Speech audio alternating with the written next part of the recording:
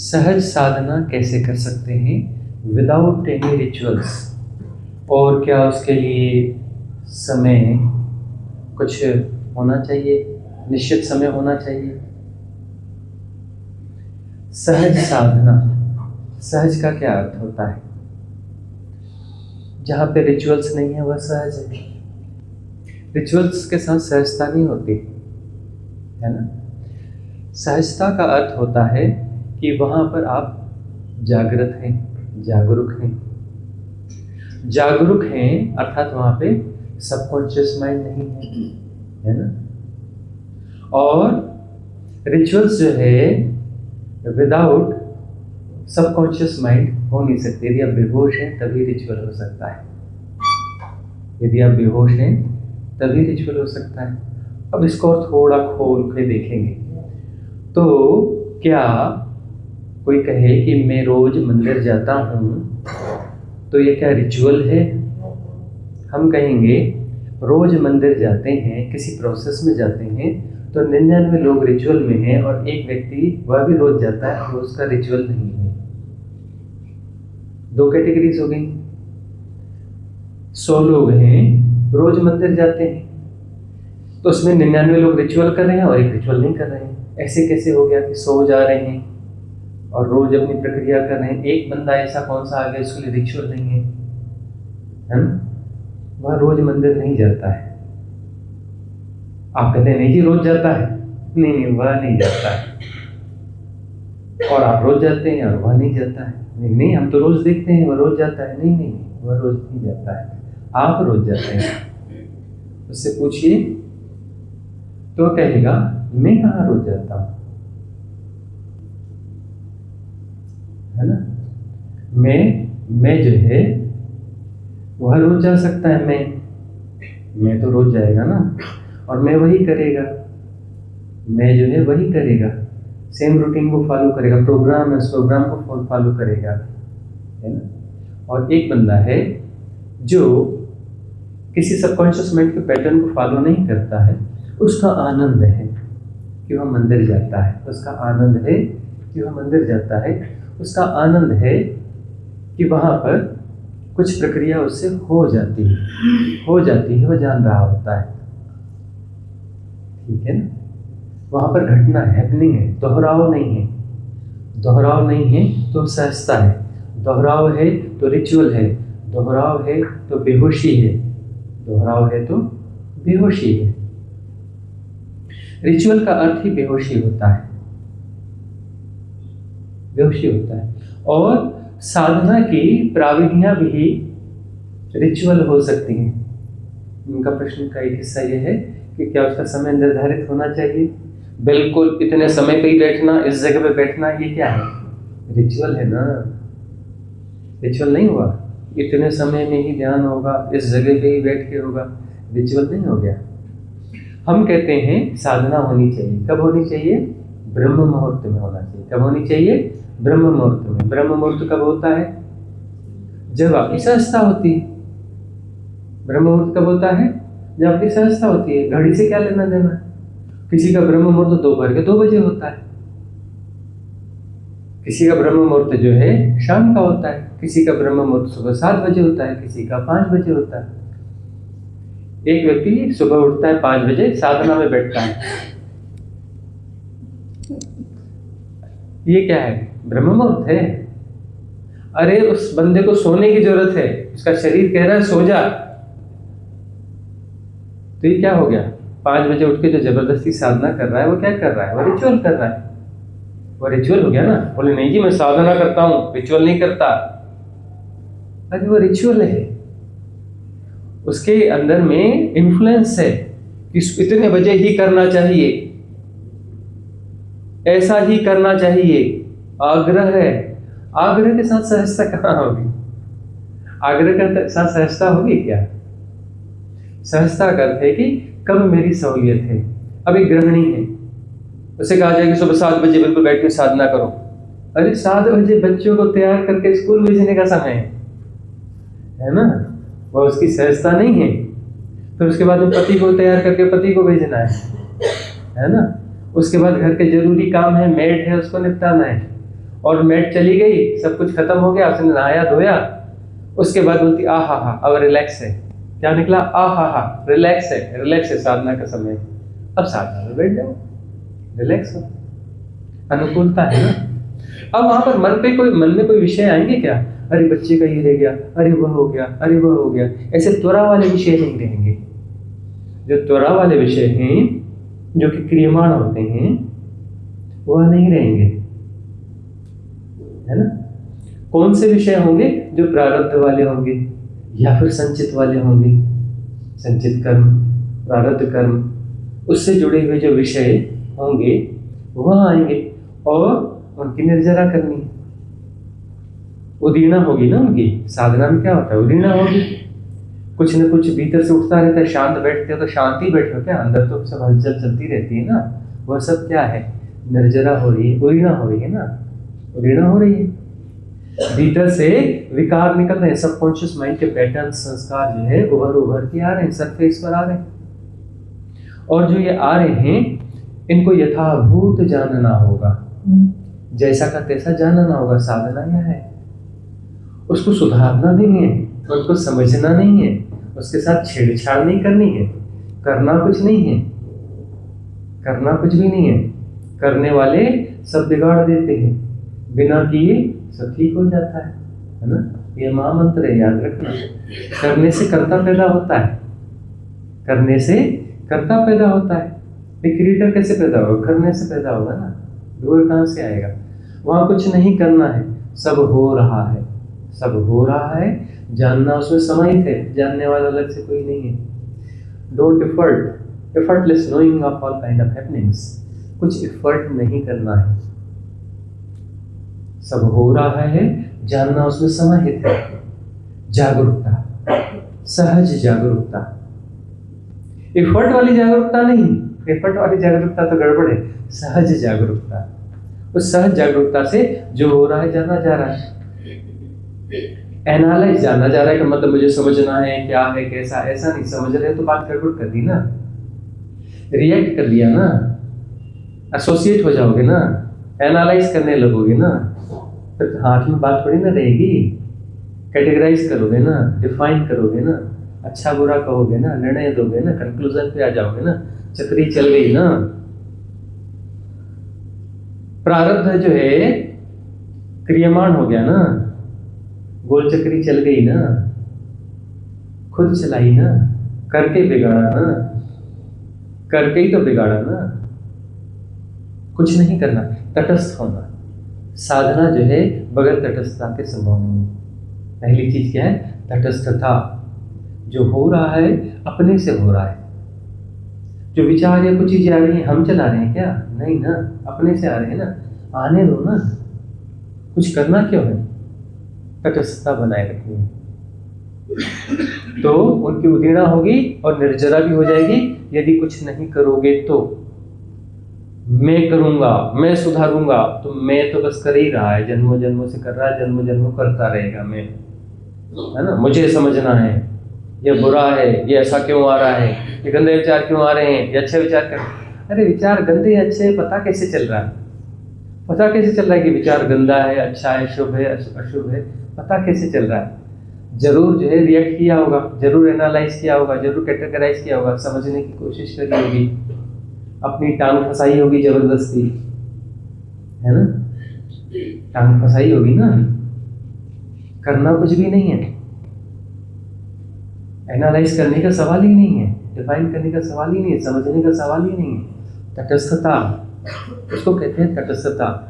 जहां हम समझने की भी कोशिश नहीं कर रहे हैं, कुछ भी नहीं कर रहे हैं, हो रहा होने दो, जो भी हो रहा है होने दो।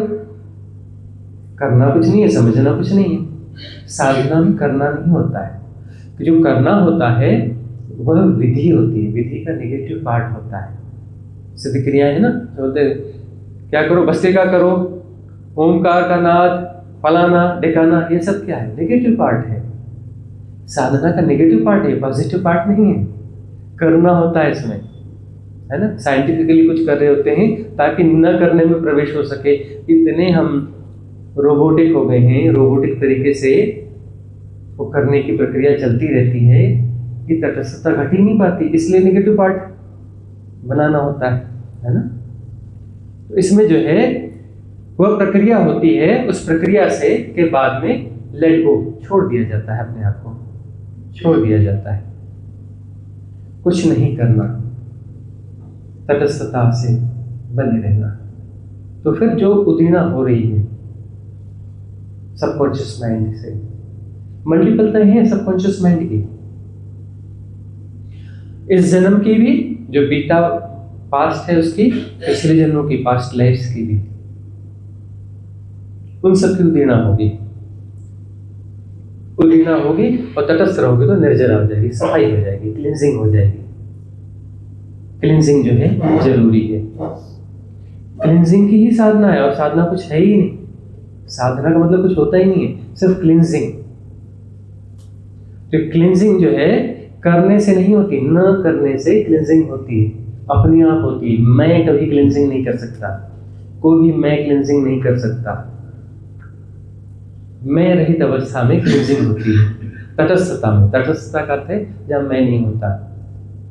तो मैं को अनएक्टिवेट करने के लिए नेगेटिव पार्ट होता है साधना का, वह मैं का एक्टिवेशन जो है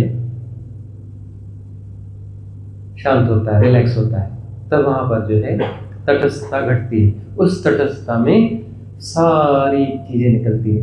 अब हम उसे कह रहे हैं भाषागत रूप से बड़ी गंदगी निकलती है भीतर से, वो गंदगी है या भी तो एक परिभाषा हो गई ना। क्यों परिभाषा देना उसे, गंदगी है कि अच्छा है कि विकार है, या फलाना विकार है या ठिकाना विकार है। वहाँ भाषा का सवाल ही नहीं है ना। भाषा का मतलब निर्णय हो गया ना, किसी कोई शब्द दिया, कोई इंगित दिया, कोई संज्ञा दी, मतलब निर्णय हो गया ना, तभी तो संज्ञा दी। कोई विशेषण दिया मतलब निर्णय हो गया ना।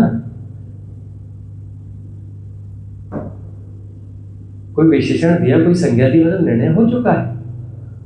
निर्णय नहीं देना है, निर्णायक नहीं होना है, तटस्थ होना है, तटस्थ होना है। और तटस्थ होना मतलब ये कि कुछ नहीं करने से तटस्थ हो जाते हैं और क्लींजिंग होने लगती है। क्लींजिंग अपने आप होती है, अस्तित्वगत रूप से होती है। मैं क्लींजिंग नहीं कर सकता है ना। तो यह साधना सहज साधना है। सहज साधना का पूछ रही थी ना। हठयोग भी होता है, मैं के द्वारा भी होता है, लेकिन हठयोग की स्थिति देखी गई है। योग भ्रष्ट में ज्यादातर हठयोगी होते हैं। योग भ्रष्ट जो होते हैं ज्यादातर हठयोगी ही होते हैं, और उनका फिर से जन्म हो जाता है। हमारे साधकों में हम देखते हैं, उनके पास्ट लाइफ्स को कभी झांक के देखते हैं, बड़ा आश्चर्य होता है कि बहुत सारे हठयोगी आ रहे हैं। बहुत खतरनाक खतरनाक हठयोगी आते हैं जो कि योग भ्रष्ट हैं पिछले जन्मों के। उनके बड़े बड़े नाम हैं पिछले जन्मों के, उनके ग्रंथ लिखे हैं, दुनिया उनको मानती है। उनका पुनर्जन्म हुआ है, फिर से इस धरती पे आ गए हैं, क्योंकि हठयोग जो है उससे मुक्ति घटित नहीं हो पाती है। जनरली होती है, ऐसा नहीं कि नहीं होती है, भाई योग है, लेकिन उसमें परसेंटेज कम है, उसका परसेंटेज कम है। एक गोल्डन एरा है ना, आध्यात्मिकता की यह स्वर्णिम काल है, गोल्डन एरा है स्पिरिचुअलिटी की। इसमें सहज योग, इसमें सहज योग, सहज साधना जो है बड़ी सहजता से मुक्ति दे देती है।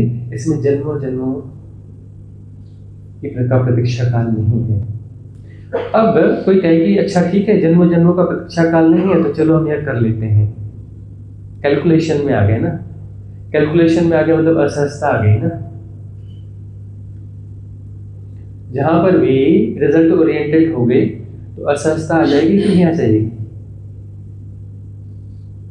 प्रतीक्षा कर रहे हो ना, प्रतीक्षा करने वाला कौन है? मैं। प्रतीक्षा करने वाला कौन होगा? व्यग्र। प्रतीक्षा में व्यग्रता होती है कि नहीं होती? बेचैनी होती है कि नहीं होती है? प्रतीक्षा में व्यग्रता और बेचैनी होती है, और व्यग्रता और बेचैनी मतलब असहजता है ना। वो असहजता नहीं हुई तो सहज साधना कैसे होगी? तो सहज साधना है कि हम रिजल्ट ओरिएंटेड नहीं है, महत्वाकांक्षी नहीं है, साधना जो है, सहज साधना हमारा आनंद है। सहज साधना हमारा आनंद है।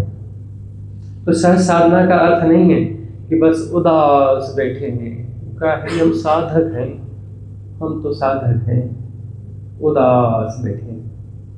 उदासी नहीं, उदासीनता, उदासी नहीं, उदासीनता।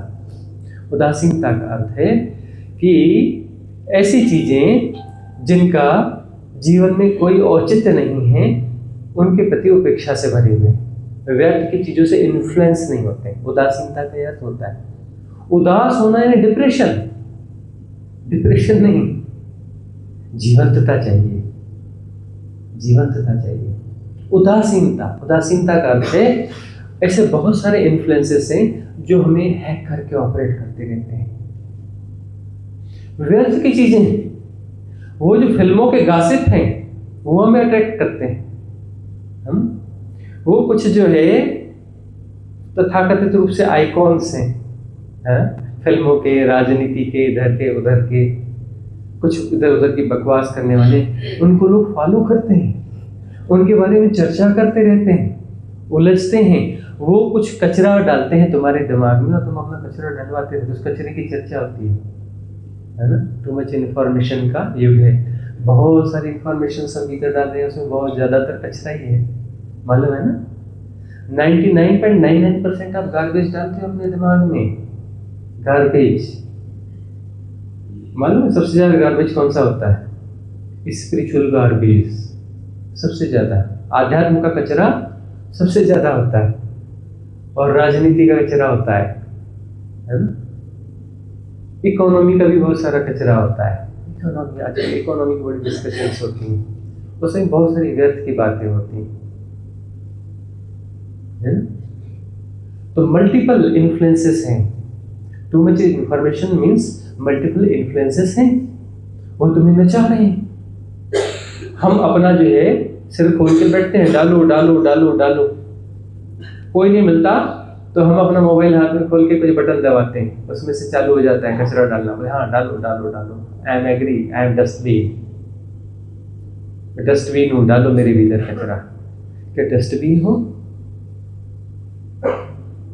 क्यों डस्टबिन बनते हो? अब अपने भीतर इतना कचरा डालोगे तो सहजता हो सकती है क्या? सहजता हो सकती है क्या? नहीं हो सकती ना। अपने आप को डस्टबिन नहीं बनाओ। उदासीनता, उदासी नहीं, उदासी नहीं, उदासीनता। व्यर्थ की चीजों के प्रति, व्यर्थ के इन्फ्लुएंस के प्रति उदासीनता। इन्फ्लुएंस तुम्हें तभी हैक कर पाता है जब तुम उसे एक्सेस देते हो। तुम यदि एक्सेस नहीं दोगे तो कोई भी इन्फ्लुएंस तुम्हें नचा नहीं सकता, तुम्हें ऑपरेट नहीं कर सकता। एक्सेस दोगे तभी तो ऑपरेट करेगा ना। तो तुम सहज होते जाओगे धीरे धीरे। व्यर्थ की एक्सरसाइज में उलझोगे नहीं तो सहज होते चले जाओगे। व्यर्थ की एक्सरसाइज तुम्हें असहज करती है। तो साधना, सहजता की साधना, सहज साधना ही सही साधना है।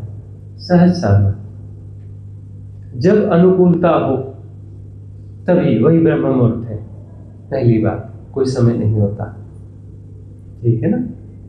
और सुखासन में बैठना, शरीर को जबरदस्ती की तकलीफ हो रही है ऐसा कोई जरूरी नहीं है। सहज योग में सब चलता है, पता है ना। कुर्सी आसन, सोफासन सब चलता है, एवरीथिंग इज अलाउड। सोफासन भी अलाउड है, पद्मासन जरूरी नहीं है, कठिन आसन जरूरी नहीं है, ठीक है ना। शरीर को बाधा ना हो, अपने शरीर की स्थिति के अनुसार। जो पद्मासन और सिद्धासन सहजता से लगा सकते हैं और कोई बात नहीं, जो नहीं लगा सकते वह जो है अपने आत्म आलोचना में न पड़ जाए कि अरे हम तो इतने कमजोर हैं, अरे हमारे साथ तो यह हो गया। ऐसा नहीं, हर व्यक्ति पात्र है सहज साधना में, हर व्यक्ति पात्र है। कुछ भी स्थिति हो, उसको बीमार हो, शरीर में कोई समस्या हो, कुछ हो, अब जो है सो है। अब हमें समझ में आ रहा है कि साधना करनी है तो जो है सो है, वहीं से शुरू होगा ना। भगवान शिव सूत्र में पहली बात यही कहते हैं कि साधना जो है ना, शुरुआती बातों में एक बात कहते हैं, साधना कहाँ से शुरू होनी चाहिए? पहले जो तुम स्वीकार करो कि तुम क्या हो, अपने आप को एक्सेप्ट करो एज इट इज। तुम जो हो अपने आप को जैसा का तैसा स्वीकार करो, और वहां से साधना शुरू होनी चाहिए। हाइपोथेटिकल साधना सहज साधना नहीं है। कोई महान जो है आलम्बन लिया, ठीक है ना, कोई महान आलम्बन लिया और वहां से साधना शुरू करेंगे, वो किसी भविष्य में है या किसी परिकल्पना में, हाइपोथेटिकल है, उससे साधना शुरू होगी नहीं जी। हमें साधना शुरू करनी है, हम राजकोट में रहते हैं लेकिन अब शुभ साधना है, हम तो मानसरोवर से ही शुरू करेंगे। चलो मानसरोवर से शुरू करेंगे, अब राजकोट से हम जाएंगे ही नहीं। क्यों? क्योंकि साधना तो वहीं से शुरू करनी है, मानसरोवर से। तो कहाँ रहोगे? राजकोट में रहोगे। अरे राजकोट से साधना शुरू करोगे, यात्रा शुरू करोगे और यहाँ से पहले मानसरोवर पहुंचोगे। अब मानसरोवर से फिर आगे क्या करोगे? तो यात्रा तो यहीं से शुरू होगी ना, राजकोट से ही शुरू होगी ना। तुम बोलोगे नहीं जी हम मानसरोवर से यात्रा शुरू करेंगे, तुम्हारी यात्रा कभी नहीं होने वाली शुरू।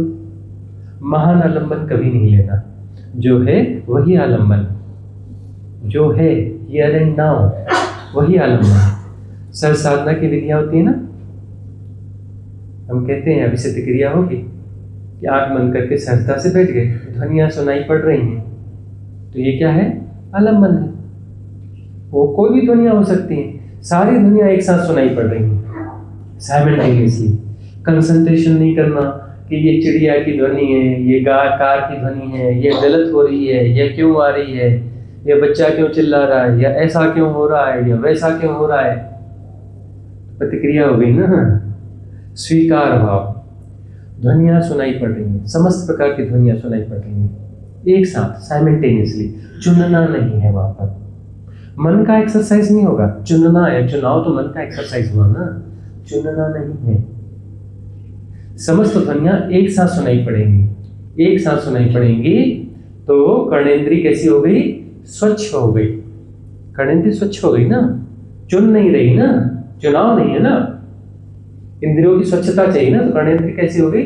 स्वच्छ हो गई। क्योंकि समस्त ध्वनियों को एक साथ सुनना हो रहा है साइमल्टेनियसली, उसमें बीच में मन नहीं आ रहा है। जहां मन आता है वहां अस्वच्छता हो जाती है, ये ऐसा होना चाहिए, ऐसा नहीं होना चाहिए, ये क्यों हो रहा है, कि फलानी आवाज है, ठिकानी आवाज है, अस्वच्छता आ गई ना।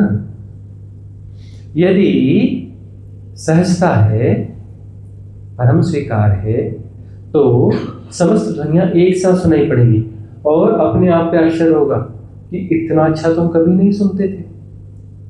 ऐसे लग रहा है बस एक या दो ध्वनियां है। जब ऐसे शांति में साधना में बैठे हो ना, तब पता चलेगा अरे 10 ध्वनियां आ रही, 20 हो गई, 50 ध्वनियां हो गई, 50 ध्वनियां चल रही हैं यहाँ पर, सुनाई नहीं पड़ती। सारी ध्वनियां एक साथ सुनाई पड़ेंगी, बारीक बारीक छोटी छोटी हर ध्वनि सुनाई पड़ेगी। संवेदनशीलता बढ़ जाएगी ना, संवेदनशीलता बढ़ जाएगी ना, सहजता से संवेदनशीलता बढ़ती है। सारी ध्वनियां साइमल्टेनियसली एक साथ सुनाई पड़ेंगी। कर्णेंद्रिय स्वच्छ हो गई, तो यह भी तो एक ही बात हुई ना कि सब सुनना हो रहा है। नहीं नहीं, सब एक साथ हो रहा है, सब हो रहा है। आंखों के सामने जो जैसा दिखाई पड़ रहा है दिखाई पड़ रहा है। क्यों कहना कि अंधकार है, प्रकाश है, वलय बन रही है, ऐसा दिख रहा, वह दिख रहा, वह दिख रहा। गुणाभाग क्यों? गुणाभाग सहजता है यार। बियॉन्ड कैलकुलेशन देखना हो रहा है, वो क्या है उस पर निर्णय नहीं देना। निर्णय दोगे तो विषय बन जाएगा ना। वह तो निर्णय देते हुए विषय बनेगा कि नहीं बनेगा? विषय बनेगा तो सबकॉन्शियस माइंड के संबंधित धारणा को, विकार को, पैटर्न को आकर्षित करेगा कि नहीं करेगा? उसके साथ एसोसिएट होकर प्ले स्टार्ट कर देगा कि नहीं कर देगा? कर देगा ना। विषय बनेगा तो अपना पूरा खेल खेलेगा ना। तो वहां पर जो है सुनना हो रहा है, देखना हो रहा है, साइमल्टेनियसली, अलग अलग नहीं, एक साथ। श्वास आ रही है, जा रही है, जानना हो रहा है, बॉडी के सेंसेशंस जानना हो रहा है ना। सब कुछ एक साथ हो रहा है। पांचों इंद्रियां एक साथ एक्टिवेटेड हैं, पांचों इंद्रियां साइमल्टेनियसली एक साथ एक्टिवेटेड है, समता में है। किसी एक इंद्री पे ज्यादा जोर नहीं है, किसी एक इंद्री पे ज्यादा एम्फेसिस नहीं है, किसी पर्टिकुलर इंद्री पे ज्यादा एम्फेसिस नहीं है।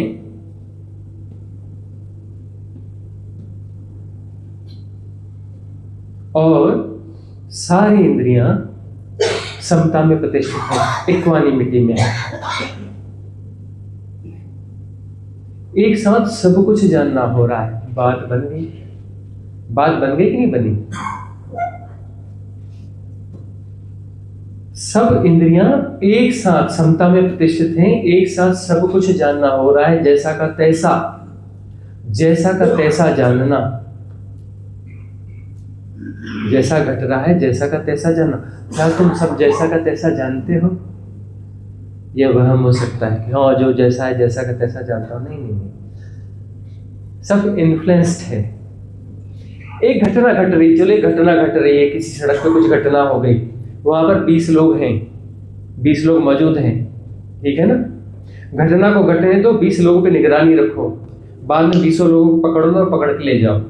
उसको बोलो कि तुम जो है ये कागज लो, पेन लो, और जो घटना घटी है इस घटना को जो है कागज पर लिख के दो कि तुमने क्या देखा, क्या क्या घटा वहां पर, ठीक है ना।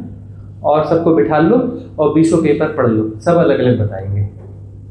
कुछ बताएगा ऐसा हुआ, कुछ वेरिएटेड बताएगा, सब में वेरिएशंस होंगे, सब में वेरिएशन। घटना एक ही घटी है, 20 लोग हैं वहां पर, 20 के स्टेटमेंट्स हैं, सब स्टेटमेंट जो है डिफर होंगे, सारे स्टेटमेंट्स जो हैं डिफर होंगे।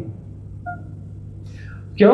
क्योंकि सब जो है अलग अलग तरीके से इन्फ्लुएंस है। सबके भीतर के जो विकार हैं, सबके भीतर की जो धारणाएं हैं, जो संस्कार हैं, अलग अलग हैं, क्योंकि वो अलग अलग राहों से आए हैं। जन्म अलग अलग जगहों पे हुआ, घटनाएं अलग अलग हुई, अलग अलग इंप्रेशंस को कैरी ऑन कर रहे हैं। सबकॉन्शियस माइंड में अलग अलग किस्म के इंप्रेशंस हैं।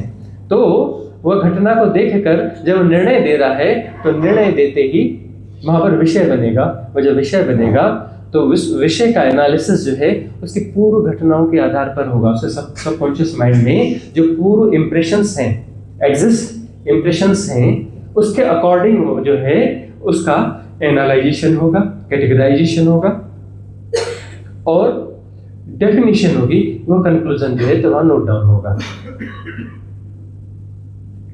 तो संसार जो है, संसार कितने होते हैं? जितने मनुष्य होते हैं उतने संसार होते हैं। संसार बाहर नहीं होता है, संसार भीतर होता है। ये मत सोचना कि ये संसार है, संसार में ऐसा हो रहा है, वैसा हो रहा है, तुम्हारे लिए ऐसा हो रहा है, किसी और के लिए कुछ और हो रहा है, किसी और के लिए कुछ और हो रहा है।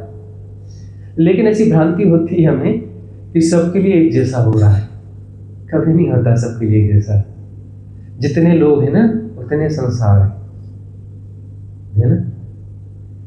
तो इसलिए एक बात जो कही जाती रही है ना कि जितने व्यक्ति हैं उतने धर्म होंगे, मतलब उतने पाथ होंगे। धर्म का अर्थ क्या है? पाथ।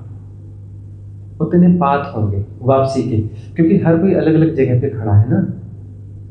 इसलिए दूसरों से कंपैरिजन नहीं करना, अपना कभी कंपैरिजन नहीं करना। हर व्यक्ति अलग जगह पे खड़ा है और हर व्यक्ति यूनिक है, अलग है। हर व्यक्ति अनूठा है, तो उसका पाथ भी अलग होगा। पहुंचना वही है लेकिन पाथ अलग होगा। पहुंचना वही है, पहुंचोगे वही, पाथ अलग होगा। तो ये स्वीकार करो जहां तुम खड़े हो। यात्रा कहां से शुरू होती है? जहां तुम हो। पहले स्वीकार करो मैं कहां हूं, क्या हूं, कैसा हूं, उसे स्वीकार करो।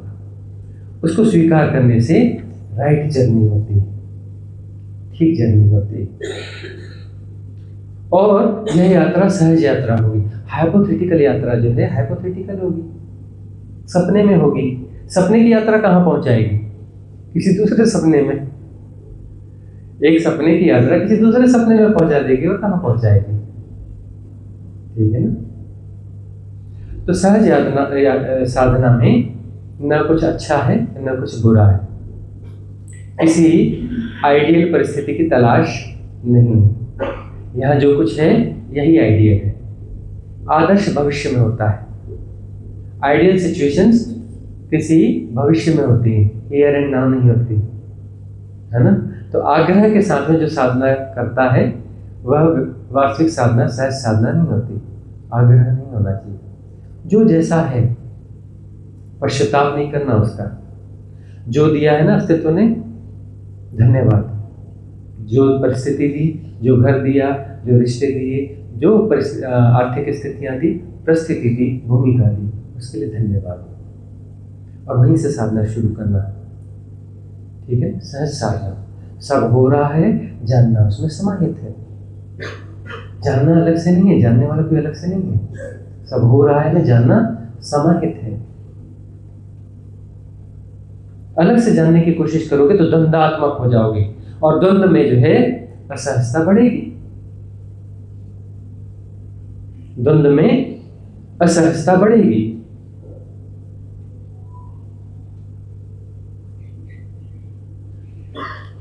सहजता जो है स्वीकारता में है। हियर एंड नाउ जो जैसा है इसे स्वीकार करो।